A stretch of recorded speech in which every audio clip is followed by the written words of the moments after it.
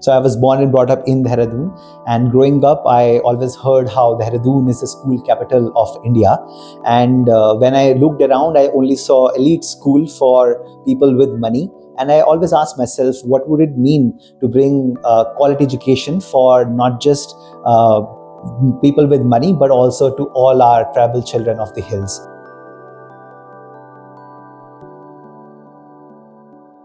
I started my journey with Teach for India as a fellow in 2015, and then I stayed back in the social impact sector for 10 years.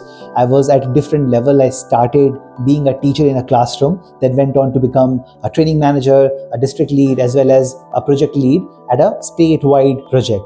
And in doing that work, I realized that I was impacting 10 lakh children, and that was satisfying my ego. But deep down in my heart, I was asking myself, am I really serving children? Do I really know names of even 10 of these children?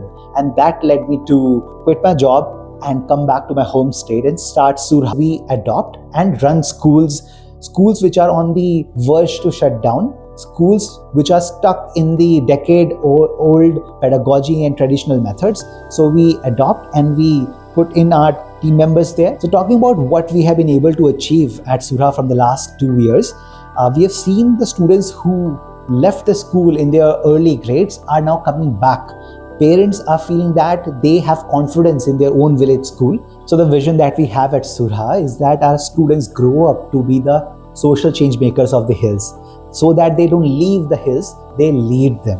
The vision that we have about the model is that we have similar alternative schools across the hills so that they can become a lighthouse model, so that other schools can also replicate this kind of a progressive education philosophy. And we also want to work with government so that the alternative education that we talk about becomes a mainstream education in the whole of India.